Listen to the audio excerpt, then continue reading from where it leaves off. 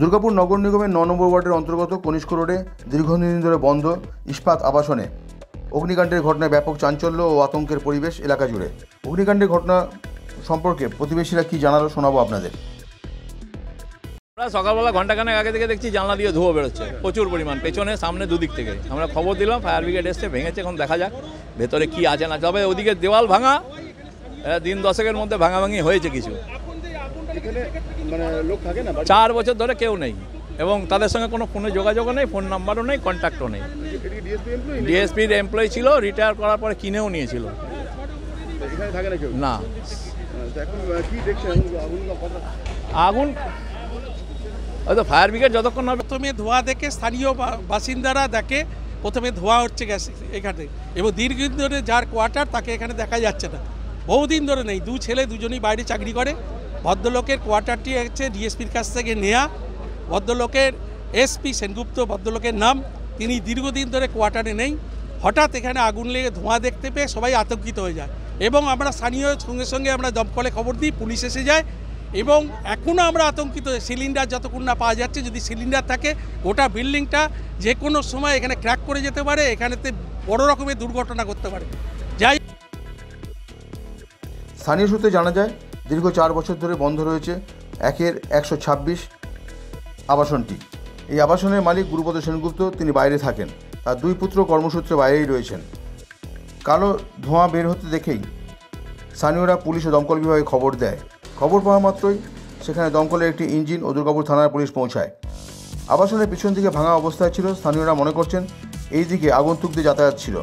ভেতরে পাওয়া গেছে 2টি সিলিন্ডার এবং একটি 2 চাকার মোপেড গাড়ি।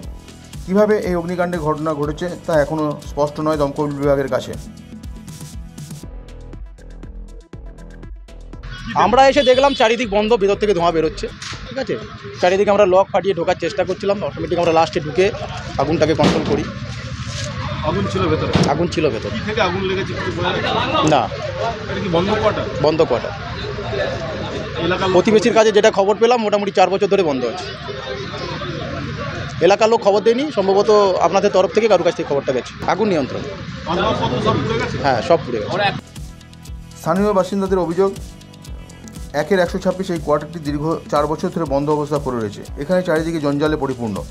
আবাসনটির পেছন দিকে ভাঙা অবস্থায় রয়েছে। কেউ বা কারা এর ভেতরে রীতিমতন যাতায়াত করতেন।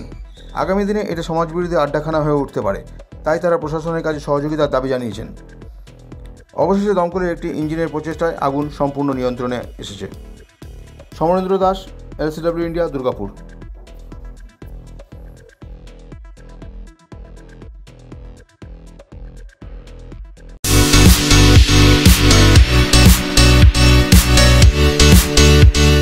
সমীর ডিজিটাল ও অনুরাগ ইনফোমার্ট শহর দুর্গাপুরে একমাত্র ইলেকট্রনিক্স আইটেমসের নির্ভরযোগ্য প্রতিষ্ঠান, যার সততা ও বিশ্বস্ততা আপনাকে মুগ্ধ করবে।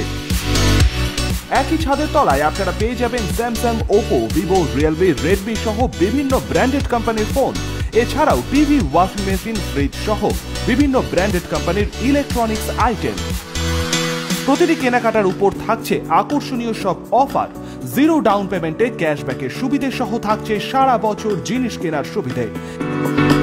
এছাড়াও ডেবিট কার্ড ও ক্রেডিট কার্ডে EMI এর সুবিধা।